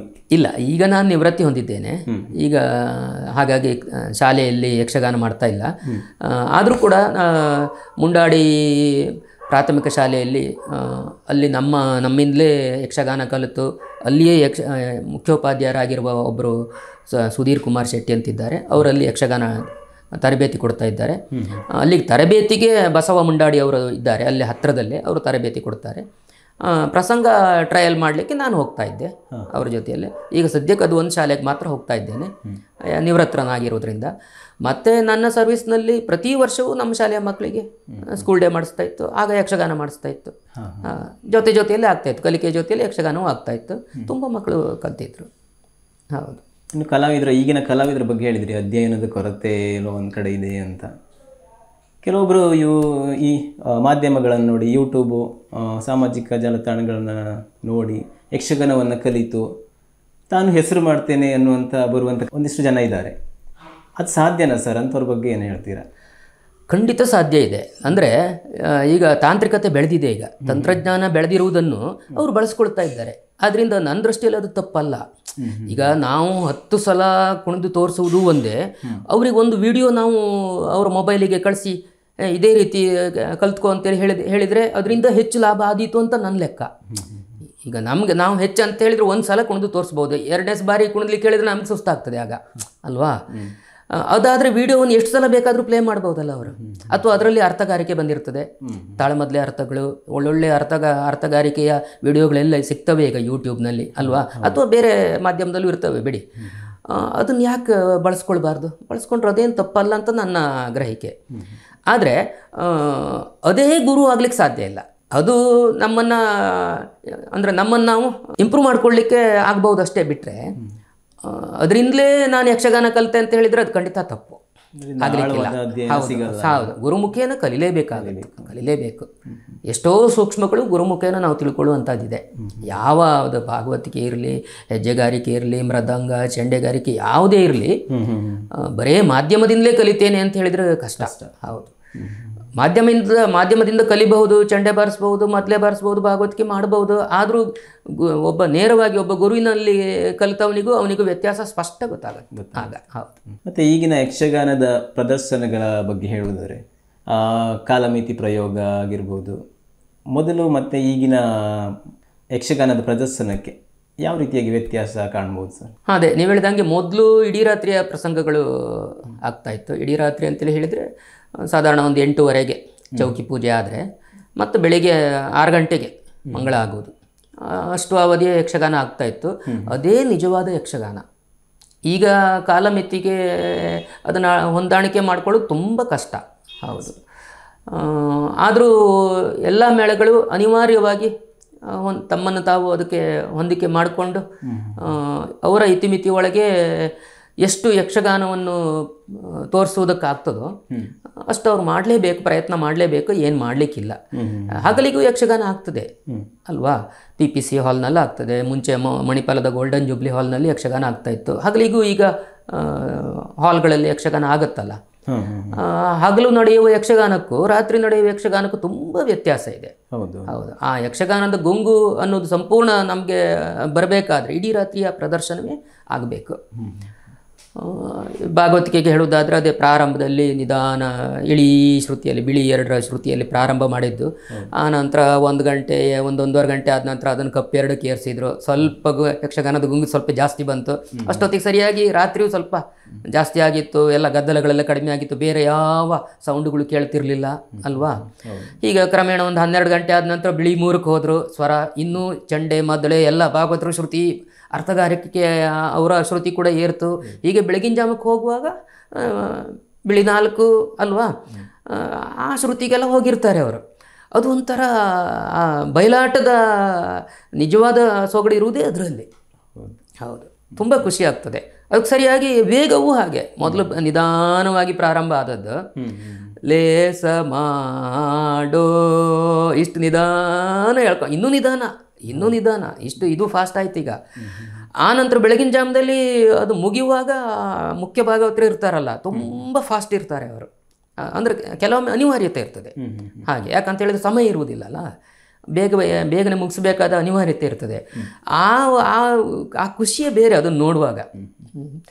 ವೇಷಧಾರಿಗಳಿಗೂ ಅಷ್ಟೇ ಹೊಂದಿಕೆ ಮಾಡ್ಕೊಂಡು ಹೋಗ್ಬೇಕು ಅವರು, ಆ ವೇಗಕ್ಕೆ ಸರಿಯಾಗಿ ಹೊಂದಿಕೆ ಮಾಡ್ಕೊಂಡು ಹೋಗಬೇಕು. ಅದು ಅಂತಹ ಆ ಸೊಗಸೆಲ್ಲ ಈ ಯಾವ ಕಾಲಮೇತಿ ಪ್ರದರ್ಶನದಲ್ಲಿ ಅಥವಾ ಹಗಲಿನ ಯಕ್ಷಗಾನದಲ್ಲಿ ನಮ್ಗೆ ಕಾಣಲಿಕ್ಕೆ ಸಿಗೋದಿಲ್ಲ. ಹೌದು.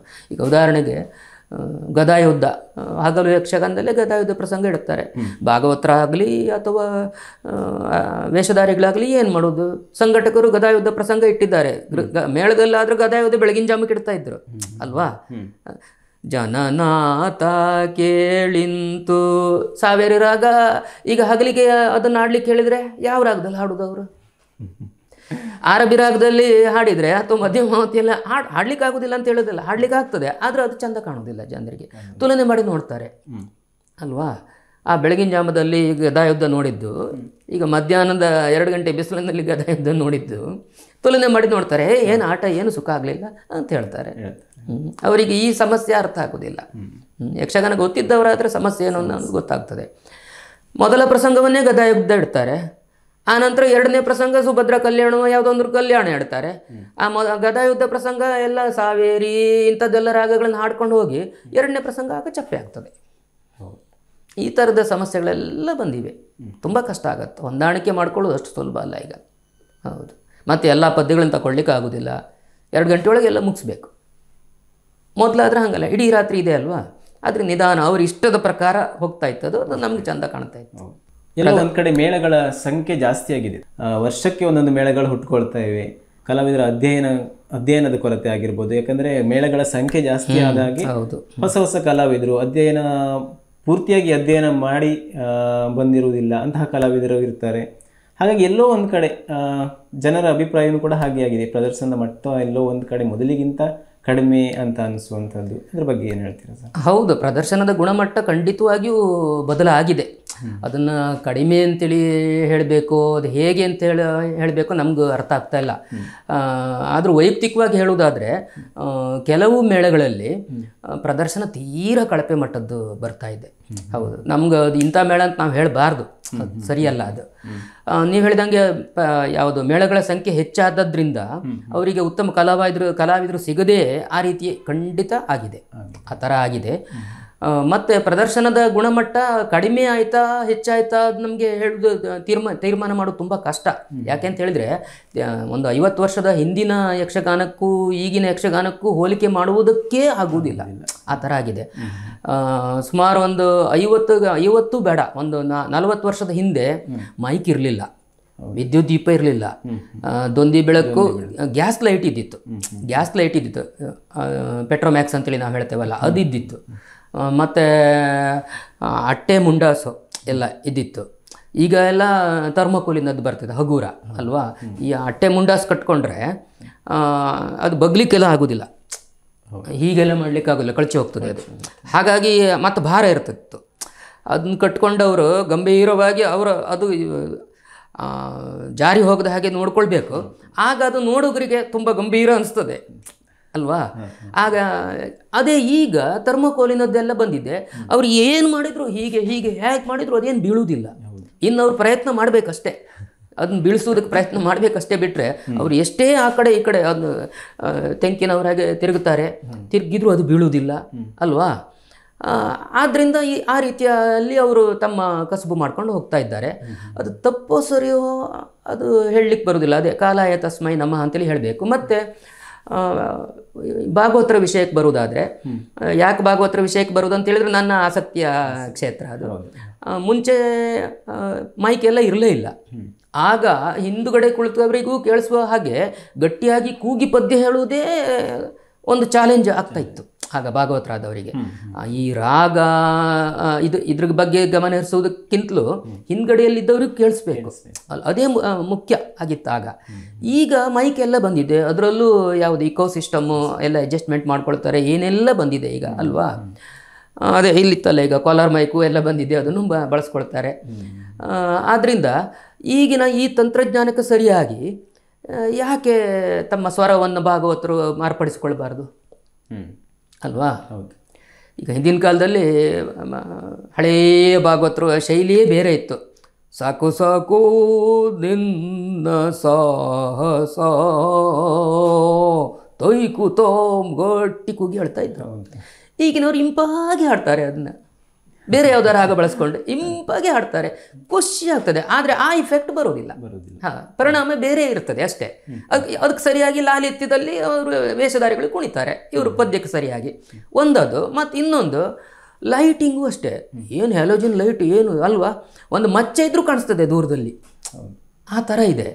ಹಾಗಾಗಿ ವಸ್ತ್ರ ಅಲಂಕಾರಗಳು ಕೂಡ ಎಲ್ಲ ಬದಲಾಗಿವೆ, ಆಭರಣಗಳೆಲ್ಲ ಬದಲಾಗಿವೆ, ಅದಕ್ಕೆ ಸರಿಯಾಗಿ ಮಾಡ್ಕೊಂಡಿದ್ದಾರೆ. ವೇಷಭೂಷಣಗಳಲ್ಲಿಯೂ ತುಂಬ ಬದಲಾವಣೆ ಆಗಿದೆ, ಮಾಡಿಕೊಳ್ಳೇಬೇಕು. ಯಾಕಂತ ಹೇಳಿದರೆ ಇಲ್ಲದೇ ಇದ್ದರೆ ಅದೇ ಆ ಲೈಟಿಗೆ ಹಳೆಯ ವಸ್ತ್ರಗಳನ್ನು ಹಾಕ್ಕೊಂಡು ಹೋದರೆ ಗುಟ್ಟೆಲ್ಲ ಬಯಲಾಗತ್ತಲ್ಲ. ಹಾಗಾಗಿ ಬೇರೆ ರೀತಿಯ ಅಲಂಕಾರಗಳನ್ನು ಮಾಡ್ಕೊಂಡು ಬರ್ತಾರೆ, ಬೇರೆ ರೀತಿಯಲ್ಲಿ ಕುಣಿತಾರೆ. ತಪ್ಪಂತ ಹೇಳಲಿಕ್ಕೆ ಬರುವುದಿಲ್ಲ. ತಾಂತ್ರಿಕತೆ ಬೆಳೆದ ಹಾಗೆ ಅವರು ಕೂಡ ಮಾರ್ಪಡಿಸಿಕೊಂಡಿದ್ದಾರೆ, ಅನಿವಾರ್ಯವಾಗಿ ಆದಂತಹ ಬದಲಾವಣೆಗಳು ಅಂತ ಹೇಳ್ಬೋದು ಅಷ್ಟೇ. ಹೌದು, ಎಲ್ಲ ಒಂದು ಕಡೆ ಪ್ರೇಕ್ಷಕರು ಕೂಡ ಬದಲಾಗಿದ್ದಾರೆ, ಪ್ರೌಢ ಪ್ರೇಕ್ಷಕರ ಸಂಖ್ಯೆ ಕಡಿಮೆ ಆಗಿದೆ ಅನ್ನುವಂಥ ಆರೋಪಗಳು. ಹೌದು ಹೌದು. ಈಗ ನಾವು ಯಾರನ್ನು ಪ್ರೌಢ ಪ್ರೇಕ್ಷಕರು ಅಂತೇಳಿ ಹೇಳಬೇಕಂತಲೇ ಅನ್ನೋದೇ ಗೊಂದಲ ಈಗ. ಅಂದರೆ ಪೌರಾಣಿಕ ಪ್ರಸಂಗಗಳನ್ನು ಮೆಚ್ಚುವವರನ್ನು ನಾವು ಪ್ರೌಢ ಪ್ರೇಕ್ಷಕರು ಅಂತೇಳಿ ಹೇಳಿ ಗುರುತಿಸಿದರೆ ನೀವು ಹೇಳಿದ ವಿಷಯ ಸರಿಯೇ. ಯಾಕಂತ ಹೇಳಿದರೆ ಈಗೀಗ ಕೆಲವು ದೇವಸ್ಥಾನದ ಮೇಳಗಳಲ್ಲಿ ಮಾತ್ರ ಪೌರಾಣಿಕ ಪ್ರಸಂಗಗಳು ಆಗ್ತಾ ಇವೆ. ಉಳಿದೆಲ್ಲ ಮೇಳಗಳು ವಾಣಿಜ್ಯ ದೃಷ್ಟಿಯಿಂದ ಅವರು ಹೊಸ ಪ್ರಸಂಗಗಳನ್ನೇ, ಸಾಮಾಜಿಕ ಪ್ರಸಂಗಗಳನ್ನೇ, ಕಾಲ್ಪನಿಕ ಪ್ರಸಂಗಗಳನ್ನೇ ಅಳವಡಿಸಿಕೊಂಡಿದ್ದಾರೆ. ಆ ಕಾಲ್ಪನಿಕ ಪ್ರಸಂಗಗಳಲ್ಲಿಯೇ ವೇಷಗಾರಿಕೆ ಮಾಡಿ ಮಾಡಿ ಮಾಡಿ ಮಾಡಿ ಕಲಾವಿದರಿಗೆ ಪೌರಾಣಿಕ ಪ್ರಸಂಗ ಬಂದಾಗ ಎಷ್ಟೋ ಸಂದರ್ಭದಲ್ಲಿ ಅವರು ಎಡವುವುದಿರ್ತದೆ, ಅದು ಅವರು ತಪ್ಪಲ್ಲ. ಈಗ ನಾವು ಈಗಲೂ ಕೂಡ ಹರಾಡಿ ರಾಮ, ಮಟ್ಪಾಡಿ ವೀರಭದ್ರ ನಾಯಕರು ಅವ್ರ ಹಾಗೆ ಇರಬೇಕಿತ್ತು, ಹರಾಟೆ ಮಂಜುನಾಥರ ಹಾಗೆ ಸ್ತ್ರೀವೇಷ ಇರಬೇಕಿತ್ತು, ಎಮ್ಮೆ ನಾಯಕರ ಹಾಗೆ ವೈಕುಂಠರ ಹಾಗೆ ಇರಬೇಕಿತ್ತು ಅಂತೇಳಿ ನಾವು ಬಯಸ್ತೇವೆ. ಯಾಕಂದರೆ ನಾವು ಅವ್ರನ್ನೆಲ್ಲ ನೋಡಿದವರು, ಅದರಿಂದ ನಾವು ಅದನ್ನು ಬಯಸ್ತೇವೆ. ಅದೇ ಈಗಿನ ಕಲಾವಿದರು ಪಾಪ ಅವ್ರನ್ನೆಲ್ಲ ನೋಡಿಯೇ ಇಲ್ಲ. ವಿಡಿಯೋ ತೋರಿಸುವ ಅಂತೇಳಿ ಹೇಳಿದರೆ ವಿಡಿಯೋ ಕೂಡ ಆಗೆಲ್ಲ ಇರಲಿಲ್ಲಲ್ಲ, ಈಗ ಇದೆ, ಈಗ ಎಲ್ಲ ಇದೆ. ಆಗಿನವ್ರದ್ದು ವಿಡಿಯೋ ನಮ್ಮ ಹತ್ರ ಇಲ್ಲ. ಆದ್ದರಿಂದ ಇದನ್ನು ನೋಡ್ಕೊಂಡಾದ್ರೂ ಮಾಡಿ ಅಂತ ಹೇಳುವ ಅಂತೇಳಿ ಹೇಳಿದರೆ ವಿಡಿಯೋ ಕೂಡ ಇಲ್ಲ, ಅವರು ನೋಡಲಿಲ್ಲ. ಪಾಪ ಅವ್ರಿಗೆ ಹೇಗೆ ಆ ಕಲ್ಪನೆ ಬರ್ತದೆ? ಅದರಿಂದ ಅವರನ್ನು ದೂರಿ ಪ್ರಯೋಜನ ಇಲ್ಲ, ವೇಷಧಾರಿಗಳನ್ನ ಅಥವಾ ಬೇರೆ ಯಾವುದೇ ಕಲಾವಿದರನ್ನು ದೂರಿ ಪ್ರಯೋಜನ ಇಲ್ಲ. ಬದಲಾವಣೆ ಸಹಜ, ಎಲ್ಲ ಫೀಲ್ಡಲ್ಲೂ ಇರ್ತದೆ. ಇನ್ನು ಯಕ್ಷಗಾನವನ್ನು ಹೊರತುಪಡಿಸಿದರೆ ಬೇರೆ ಯಾವ ವಿಷಯಗಳಲ್ಲಿ ತಮ್ಗೆ ಜಾಸ್ತಿ ಆಸಕ್ತಿ ಇರುವಂಥದ್ದು? ಮತ್ತು ನನ್ನ ವೃತ್ತಿ ಬದುಕು. ಹೌದು, ನಾನು ಹೇಳಿ ಕೇಳಿ ಗಣಿತ ಶಿಕ್ಷಕ. ಹೌದು, ಈಗ 3 ತಿಂಗಳಾಯಿತು ನಿವೃತ್ತನಾಗಿ. ವೃತ್ತಿಯಲ್ಲೇ ಆಸಕ್ತಿ. ಈಗಲೂ ಕೂಡ ನಿವೃತ್ತನಾದರೂ ಕೂಡ ವರ್ಷದ ಮಧ್ಯದಲ್ಲಿ ನಿವೃತ್ತಿ ಹೊಂದದ್ರಿಂದ ಶಾಲೆಗೆ ಹೋಗ್ತಾ ಇದ್ದೇನೆ. ಈ ವರ್ಷ ಅಕಾಡೆಮಿಕ್ ಇಯರ್ ಕಂಪ್ಲೀಟ್ ಆಗುವವರೆಗೂ ಹೋಗ್ತೇನೆ. ಅದರಲ್ಲಿ ನನ್ನನ್ನು ನಾನು ತೊಡಗಿಸಿಕೊಂಡಿದ್ದೇನೆ. ಮುಖ್ಯವಾಗಿ ಹೇಳುವುದಾದರೆ ಅದೇ ಶಿಕ್ಷಕರಿಗೆ ತರಬೇತಿ ನೀಡುವುದಕ್ಕೆ ಮೊದಲಿನಿಂದಲೂ ಹೋಗ್ತಾ ಇದ್ದೆ. ನಾನು ನನ್ನ ವೃತ್ತಿಗೆ ಸೇರಿದ 3ನೇ ವರ್ಷದಿಂದಲೇ ಆರಂಭ ಆಗಿತ್ತು. ನನ್ನನ್ನು ಗುರುತಿಸಿ ತರಬೇತಿಗೆ ಬರಲಿಕ್ಕೆ ಹೇಳ್ತಾ ಇದ್ದರು. ಅದು ಈಗಲೂ ನನ್ನನ್ನು ಬಿಡಲಿಲ್ಲ. ಈಗಲೂ ನಿವೃತ್ತಿ ಹೊಂದಿದ ಮೇಲೂ ಕರೀತಾರೆ, ಹೋಗ್ತಾ ಇದ್ದೇನೆ. ರಾಜ್ಯ ಮಟ್ಟದಲ್ಲಿಯೂ ತರಬೇತಿ ಕೊಟ್ಟು ಬಂದಿದ್ದೆ. 1 ಲಕ್ಷಕ್ಕೂ ಅಧಿಕ ಫಾಲೋವರ್ಸ್ ಇರುವಂಥ ಗ್ರೂಪು, ಅದರ ಅಡ್ಮಿನ್ ಆಗಿದ್ದೀರಾ, ಸಾಕಷ್ಟು ಸವಾಲುಗಳನ್ನ ಎದುರಿಸ್ತಾ ಇದ್ದೀರಾ.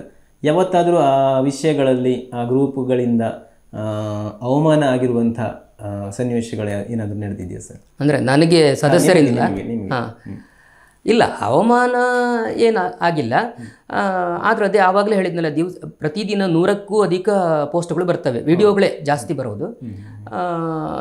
ಯಕ್ಷಗಾನಕ್ಕೆ ಸಂಬಂಧಪಡದ ವಿಡಿಯೋಗಳೇ ಅದರಲ್ಲಿ ಈಗ ಜಾಸ್ತಿ ಇರುವುದೇ ವಿಷಾದದ ಸಂಗತಿ. ಅದನ್ನು ಹಾಕ್ಕೊಂಡು ನಾನು ಅದನ್ನು ಡಿಕ್ಲೈನ್ ಮಾಡಿದಾಗ, ಅಪ್ರೂವಲ್ ಮಾಡದೇ ಇದ್ದಾಗ ಕೆಲವರು ನನಗೆ ಫೋನ್ ಮಾಡಿ ಬೈದದ್ದು ಇದೆ, ಯಾಕೆ ನೀವು ಅದನ್ನು ಅಪ್ರೂವ್ ಕೊಡೋದಿಲ್ಲ ಅಂತೇಳಿ ಹೇಳಿ. ಆನಂತರ ಅವ್ರಿಗೆ ತಿಳಿ ಹೇಳಿ ಅವರ ಮನವೊಲಿಸಿ, ನೋಡಿ ನಮ್ಮದು ಇದು ಯಕ್ಷಗಾನದ ಗ್ರೂಪು, ಕೆಲವೊಮ್ಮೆ ಕನ್ನಡದ ಬಗ್ಗೆ ಇರ್ಬೋದು. ಈಗಂತೂ ರಾಮ ಜನ್ಮಭೂಮಿಯ ಬಗ್ಗೆ, ರಾಮನ ದೇವಸ್ಥಾನದ ಬಗ್ಗೆ ಎಲ್ಲ ಬರ್ತಾ ಇದೆ. ನಾನಂತೂ ಸ್ಟ್ರಿಕ್ಟಾಗಿ ಯಕ್ಷಗಾನದ ವಿಷಯ ಇದ್ರೆ ಮಾತ್ರ ಅಪ್ರೂವ್ ಮಾಡ್ತಾ ಇದ್ದೇನೆ. ಕೆಲವರು ಹೀಗೆ ಫೋನ್ ಮಾಡಿ ಹೇಳಿದ್ದೆಲ್ಲ ಇದೆ. ಅದು ಅವಮಾನ ಅಲ್ಲ, ಆಕ್ಷೇಪ ಅವರು ವ್ಯಕ್ತಪಡಿಸಿದ್ದಿದೆ. ನಾನು ಆನಂತರ ಅವರನ್ನು ಅಷ್ಟೇ ನಯವಾಗಿ ಅವರಿಗೆ ವಿವರಿಸಿ, ಪರಿಸ್ಥಿತಿಯನ್ನು ವಿವರಿಸಿ, ಇದು ಯಕ್ಷಗಾನದ ಗ್ರೂಪ್, ನೀವು ಹಾಕೋದಿದ್ರೆ ಡೈರೆಕ್ಟಾಗಿ ಫೇಸ್ಬುಕ್ಕಿಗೆ ಹಾಕಿ ಅಲ್ವಾ, ಅವರ ಇದು ಪೇಜ್ನಲ್ಲಿ ಅದು ಬರ್ತದೆ ಅಲ್ವಾ ಅಂಥೇಳಿ ನಾನು ಹೇಳ್ತಾ ಇದ್ದೆ. ಆನಂತರ ಅವರು ಒಪ್ಕೊಳ್ತಾ ಇದ್ದರು. ಅದರಿಂದ ಅವಮಾನ ಏನಾಗಲಿಲ್ಲ. ಅಂತೂ ಕೆಲವೊಂದು ಮಿಸ್ಅಂಡರ್ಸ್ಟ್ಯಾಂಡಿಂಗ್ ಇರ್ತದೆ, ಅವರಿಗೂ ಗೊತ್ತಿರುವುದಿಲ್ಲ ಇಲ್ಲಿ ಯಾವುದನ್ನು ಹಾಕಬೇಕು ಅಂದ್ರೆ. ನಮ್ಮ ಅಲ್ಲಿ ಗೈಡ್ಲೈನ್ಸ್ ಇರುತ್ತಲ್ಲ, ನಿಯಮಗಳು, ಅದನ್ನು ಅವರು ಓದ್ಕೊಂಡಿರುವುದಿಲ್ಲ. ಹಾಗಾಗಿ ಆಗಿರಬಹುದು ಅಂತ ನನ್ನ ಭಾವನೆ.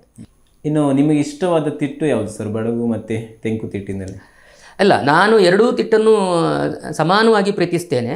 ಆದರೆ ನಾನು ಇರುವುದು ಬಡಗುತಿಟ್ಟಿನ ಜಾಗದಲ್ಲಿ. ಅದರಲ್ಲೂ ಬಡಗಿನಲ್ಲಿಯೂ ಕೂಡ ನಮ್ಮ ಈ ಕುಂದಾಪುರ ಕೇಂದ್ರಿತವಾದ ಒಂದು ತಿಟ್ಟಿದೆ, ಅದಕ್ಕೆ ನಾವು ನಡು ತಿಟ್ಟು ಅಂತೇಳಿ ಹೇಳ್ತೇವೆ. ಉತ್ತರ ಕನ್ನಡದ ತಿಟ್ಟು ಬೇರೆ, ಅದಕ್ಕೆ ಬಡಗು ತಿಟ್ಟು ಅಂತೇಳಿ ಹೇಳೋದು. ನಮ್ಮದು ನಡು ತಿಟ್ಟು, ಬಡಗು ತಿಟ್ಟಿನಲ್ಲಿಯೇ ನಡು ತಿಟ್ಟು. ಇದನ್ನು ನಾನು ಹೆಚ್ಚು ಇಷ್ಟಪಡ್ತೇನೆ.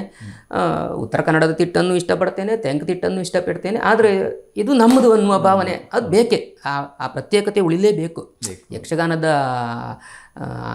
ಆ ಸೊಗಡು ಉಳಿಬೇಕಾದ್ರೆ ಏಕರೂಪ ಆಗಬಾರ್ದು. ನಾವು ತೆಂಕಿನದ್ದನ್ನು ಅಳವಡಿಸ್ಕೊಳ್ಬಾರ್ದು, ಅವರು ನಮ್ಮದನ್ನು ಅಳವಡಿಸ್ಕೊಳ್ಬಾರ್ದು. ಉತ್ತರದವರು ಅಷ್ಟೇ ಉಳಿದೆರಡು ತಿಟ್ಟುಗಳನ್ನು ಅಳವಡಿಸ್ಕೊಳ್ಬಾರ್ದು. ಆ ಪ್ರತ್ಯೇಕವಾಗಿ ಇದ್ರೆ ಮಾತ್ರ ಆ ಸೊಗಸು, ಯಕ್ಷಗಾನ ಚಂದ, ಹೌದಾ ಅಲ್ವಾ? ಹಾಗಾಗಿ ನಮ್ಮದನ್ನೇ ನಾವು ಹೆಚ್ಚು ಬಯಸುವುದು. ಇನ್ನು ಪೌರಾಣಿಕ ಮತ್ತು ಸಾಮಾಜಿಕ ಪ್ರಸಂಗಗಳ ಬಗ್ಗೆ ಬರುವುದಾದರೆ ನಿಮಗೆ ತುಂಬ ಮನಸ್ಸಿಗೆ ಹತ್ತಿರವಾದ ಪೌರಾಣಿಕ ಪ್ರಸಂಗ? ಹೌದೌದು, ಅದು ಎಷ್ಟು ಭೀಷ್ಮ ವಿಜಯದಂಥ ಪ್ರಸಂಗಗಳನ್ನು ಎಷ್ಟು ಬಾರಿ ನೋಡಿದ್ದೇವೋ ಏನೋ. ಚಿಟ್ಟಾಣಿಯವರ ಆ ಕಾಲದಲ್ಲಿ ಸಾಲ್ವ ಮಾಡ್ತಾ ಇದ್ರಲ್ಲ, ಎಷ್ಟು ಸಲ ಅವರ ಚಿಟ್ಟಾಣಿಯವರ ಸಾಲ್ವ ನೋಡಿದ್ದೇನೋ ಏನೋ ಗೊತ್ತಿಲ್ಲ ನನಗೆ. ಅಂತೂ ಪೌರಾಣಿಕ ಪ್ರಸಂಗ ಅದು ನಿತ್ಯ ನೂತನ. ಹೌದು, ಈಗ ನೀವು ಆಡಿದರೆ ಅದು ಒಂಥರ ಇರ್ತದೆ, ಇನ್ನೊಬ್ಬರು ಆಡಿದಾಗ ಸ್ವಲ್ಪ ಬದಲಾವಣೆ ಆಗಿರ್ತದೆ. ಎಷ್ಟು ಸಲ ನೋಡಿದರೂ ಅದು ನಮ್ಗೆ ಖುಷಿಯೇ. ನಾವಲ್ಲಿ ಅದರಲ್ಲಿ ಹೋಲಿಕೆ ಒಬ್ರನ್ನೊಬ್ರಿಗೆ ಹೋಲಿಕೆ ಮಾಡಬಾರ್ದು, ನೋಡ್ತಾನೇ ಇರಬೇಕು. ಅದರಲ್ಲಿ ಮಂಥನ ಮಾಡಿದಷ್ಟಕ್ಕೂ ರುಚಿ ಜಾಸ್ತಿ, ಈ ಕಬ್ಬಿನ ಜಲ ಜಗದಷ್ಟಕ್ಕೂ ಸಿಹಿ ಅಲ್ವಾ, ಹಾಗೆ ಇದು ಅಷ್ಟೇ. ಪೌರಾಣಿಕ ಪ್ರಸಂಗಗಳು, ಸಾಮಾಜಿಕ ಪ್ರಸಂಗಗಳನ್ನು ಒಮ್ಮೆ ನೋಡ್ಬೋದು. ನಾನೇನು ಅದರ ವಿರೋಧಿ ಅಂತ ಅರ್ಥ ಅಲ್ಲ, ನೋಡ್ತೇನೆ, ಇಲ್ಲ ಅಂತಲ್ಲ. ಒಮ್ಮೆ ನೋಡ್ಬೋದು, ಎರಡನೇ ಬಾರಿ ಅದನ್ನು ನೋಡ್ಲಿಕ್ಕೆ ಆಗೋದಿಲ್ಲ. ಅದರಲ್ಲಿ ರುಚಿ. ಯಕ್ಷಗಾನದಲ್ಲಿ ಸಿನಿಮಾ ಹಾಡುಗಳನ್ನು ಬಳಸಿಕೊಳ್ಳುವಂಥದ್ದು, ಬೇರೆ ಬೇರೆ ಶೈಲಿಯಲ್ಲಿ ಯಕ್ಷಗಾನದ ಪದ್ಯಗಳನ್ನು ಹಾಡುವಂಥದ್ದು, ಅದ್ರ ಬಗ್ಗೆ ತಾವೇನು ಹೇಳ್ತೀರಾ ಸರ್? ಅದೇ ಯಕ್ಷಗಾನ ವಾಣಿಜ್ಯೀಕರಣ ಆಗ್ತಾ ಇದೆ. ಅದರಲ್ಲಿ ಯಕ್ಷಗಾನದ ಶೈಲಿ ಅಲ್ಲದ ಹಾಡುಗಳನ್ನು ಬಳಸ್ತಾ ಇದ್ದಾರೆ, ಯಕ್ಷಗಾನ ಶೈಲಿ ಅಲ್ಲದ ನೃತ್ಯಗಳನ್ನು ಮಾಡ್ತಾ ಇದ್ದಾರೆ, ಯಕ್ಷಗಾನ ಶೈಲಿ ಅಲ್ಲದ ಯಾವುದು ಪೋಷಾಕಗಳನ್ನು ಧರಿಸಿ ಬರ್ತಾ ಇದ್ದಾರೆ. ಅದೆಲ್ಲ ಈ ಹಿಂದೆಯೂ ಇದ್ದಿತ್ತು, ಆದರೆ ಹೆಚ್ಚು ಪ್ರಚಾರಕ್ಕೆ ಬರಲಿಲ್ಲ ಅಷ್ಟೇ. ಈ ಹಿಂದೆ ಕೂಡ ಇದ್ದಿತ್ತು, ಬಹಳ ಹಿಂದಿನ ಕಾಲದಲ್ಲೂ ಅಪವಾದಗಳೆಲ್ಲ ಇದ್ದಿತ್ತು. ನಾವು ಅದು ಹೇಳಬಾರ್ದು, ಅದು ಏನು ಅಂತ ಹೇಳಿದರೆ ಅದರಲ್ಲಿ ರುಚಿ ಇರುವುದಿಲ್ಲ. ಅಪವಾದಗಳು ಮತ್ತು ಆಕ್ಷೇಪಗಳು ಬರ್ತವೆ. ಈ ಹಿಂದೆಯೂ ಇದ್ದಿತ್ತು, ಈಗಲೂ ಇದೆ. ಅದರಲ್ಲಿ ನಾವು ನಮ್ಗೆ ಯಾವ್ದು ಬೇಕೋ ಅದನ್ನು ಸ್ವೀಕರಿಸೋಣ. ಅವರು ತಮಗೆ ಹೆಚ್ಚು ಪ್ರದರ್ಶನ ಅವಕಾಶ ಸಿಗಬೇಕು ಅಂತೇಳಿ ಅನ್ನುವ ದೃಷ್ಟಿಯಿಂದ ಅವರು ಹಾಗೆ ಮಾಡ್ತಾ ಇದ್ದಾರೆ ಕೆಲವು ಮೇಳದವರು. ಅದರಲ್ಲಿ ನಮ್ಗೆ ಅದು ರುಚಿಸದೇ ಇದ್ದರೆ ಬಿಟ್ಬಿಡೋಣ, ನನ್ನ ಭಾವನೆ ಅದು. ಅವ್ರನ್ನ ಯಾಕೆ ನಾವು ವಿರೋಧಿಸಬೇಕು ಅಲ್ವಾ? ಬದಲಾವಣೆ ಏನು ಅನಿವಾರ್ಯ ಅಲ್ಲ, ಆ ರೀತಿಯಲ್ಲಿ ಬದಲಾವಣೆ ಮಾಡ್ಕೊಳ್ಬೇಕಾದದ್ದೇನು ಅನಿವಾರ್ಯತೆ ಏನಿಲ್ಲ. ಅವ್ರು ಬದಲಾವಣೆ ಮಾಡ್ಕೊಂಡಿದ್ದಾರೆ, ಆ ಬದಲಾವಣೆ ನಿಲ್ಲುವುದಿಲ್ಲ. ಅದು ಒಂದು ಪ್ರದರ್ಶನಕ್ಕಷ್ಟೇ ಅಥವಾ ಒಂದು ವರ್ಷಕ್ಕಷ್ಟೇ. ಇನ್ನೊಂದು ವರ್ಷ ಅದೇ ರೀತಿ ಮಾಡಿದರೆ ಆಗ್ತದಾ? ಆಗೋದಿಲ್ಲ. ಮತ್ತು ಇನ್ನೊಂದು, ನೀವು ಹೇಳಿದರೆ ಸಿನಿಮಾದ ಹಾಡುಗಳ ಹಾಗೆ ಅಂತೇಳಿ ಹೇಳಿ, ಅದೇ ಸಿನಿಮಾದ ರಾಗಗಳನ್ನು ಅಳವಡಿಸಿಕೊಂಡ್ರೆ ತಪ್ಪೇನಿಲ್ಲ. ರಾಗಗಳು, ಸಿನಿಮಾದ ರಾಗಗಳು, ಯಕ್ಷಗಾನದ ರಾಗಗಳು ಅಂತೇಳಿ ಏನು ಬೇರೆ ಇಲ್ಲ. ಇದರಲ್ಲಿ ಮಟ್ಟಿದೆ. ಯಕ್ಷಗಾನದ ಮಟ್ಟಿನಲ್ಲಿ ಆ ರಾಗವನ್ನು ಅದೇ ಮಟ್ಟಿನಲ್ಲಿ ಹಾಡಿದರೆ ಚಂದ. ಮಟ್ಟನ್ನು ಬಿಟ್ಟು ಹೋದರೆ ಅದು ಯಕ್ಷಗಾನ ಅನಿಸೋದಿಲ್ಲ. ಸಿನಿಮಾದಲ್ಲಿ ಬಂದ ಹಾಡನ್ನು ಯಕ್ಷಗಾನದಲ್ಲಿ ಹಾಡಬಾರ್ದು, ನಿಜ, ಒಪ್ತೇನೆ. ಯಕ್ಷಗಾನದ ಛಂದಸ್ಸಿಗೆ ಅದನ್ನು ಅಳವಡಿಸ್ಕೊಂಡು ಹಾಡಿದರೆ ತಪ್ಪೇನಿಲ್ಲ. ಇನ್ನು ತಮ್ಮ ಕುಟುಂಬ ವರ್ಗದವರ ಬಗ್ಗೆ ಹೇಳಿದಾದರೆ ಯಕ್ಷಗಾನ ಸೇವೆಗೂ ಮತ್ತು ತಮ್ಮ ವೃತ್ತಿ ಬದುಕಿಗೂ ಯಾವ ರೀತಿಯಾಗಿ ಸಹಕಾರವನ್ನು ನೀಡ್ತಾ ಇದ್ದಾರೆ ಅನ್ನುವಂಥ? ಇಲ್ಲ, ನಮ್ಮ ಮನೆಯಾಕೆ ನನ್ನ ಹೆಂಡತಿ, ಅವಳಿಗೂ ಕೂಡ ಯಕ್ಷಗಾನದಲ್ಲಿ ಆಸಕ್ತಿ ಇದೆ. ಆದ್ದರಿಂದ ಅವಳದ್ದೇನು ಸಮಸ್ಯೆ ಇಲ್ಲ. ನಾನು ಎಷ್ಟು ಯಕ್ಷಗಾನಕ್ಕೆ ಹೋದರೂ ಕೂಡ ಅವಳದ್ದೇನು ಆಕ್ಷೇಪ ಇರಲಿಲ್ಲ. ಹೌದು. ಮತ್ತು ಅದೇ ಮಗ ಅವನು ಯಕ್ಷಗಾನ ವೇಷ ಮಾಡಿದವನೇ ಈ ಹಿಂದೆ. ಈಗ ಅವನ ಬದುಕು ಬೇರೆ ಇದೆ. ಅಂತೂ ನಮ್ಮ ಕುಟುಂಬದ ವತಿಯಿಂದ ಸಮಸ್ಯೆ ಏನೂ ಇಲ್ಲ. ನನ್ನ ಯಕ್ಷಗಾನದ ಯಾವುದು ಈ ಹವ್ಯಾಸಕ್ಕೆ ಏನೂ ತೊಡಕಿಲ್ಲ. ಹೌದು. ಧನ್ಯವಾದಗಳು ಸರ್. ಇದುವರೆಗೆ ಸಾಕಷ್ಟು ವಿಚಾರಗಳನ್ನು ನಮ್ಮೊಂದಿಗೆ ಹಂಚಿಕೊಂಡಿದ್ದೀರಾ. ತಮ್ಮ ವೃತ್ತಿ ಬದುಕಿನ ಬಗ್ಗೆ, ತಮ್ಮ ಕಲಾ ಸೇವೆಯ ಬಗ್ಗೆ, ತಾವು ಸಂಗ್ರಹಿಸಿದಂಥ ಯಕ್ಷಗಾನ ಕೃತಿಗಳು, ಅದರ ಬಗ್ಗೆ ಸಾಕಷ್ಟು ವಿಚಾರಗಳನ್ನು ನಮ್ಮೆಲ್ಲ ವೀಕ್ಷಕರಿಗೆ ತಿಳಿಸ್ಕೊಟ್ಟಿದ್ದೀರಾ. ನಮ್ಮ ಎಲ್ಲ ವೀಕ್ಷಕರ ಪರವಾಗಿ ತಮಗೆ ಹೃತ್ಪೂರ್ವಕ ಧನ್ಯವಾದಗಳು ಸರ್. ಕೃತಜ್ಞತೆಗಳು. ವೀಕ್ಷಕರೇ, ಇದಾಗಿತ್ತು ಇವತ್ತಿನ ಯಕ್ಷರಂಗ, ಒಂದು ಆಪ್ತ ಸಂವಾದ ಕಾರ್ಯಕ್ರಮ. ಮತ್ತೆ ಇನ್ನೋರ್ವ ಸಾಧಕರೊಂದಿಗೆ ಆದಷ್ಟು ಬೇಗ ನಿಮ್ಮ ಮುಂದೆ ಬರ್ತೇವೆ. ಅಲ್ಲಿವರೆಗೂ ನಮಸ್ಕಾರ.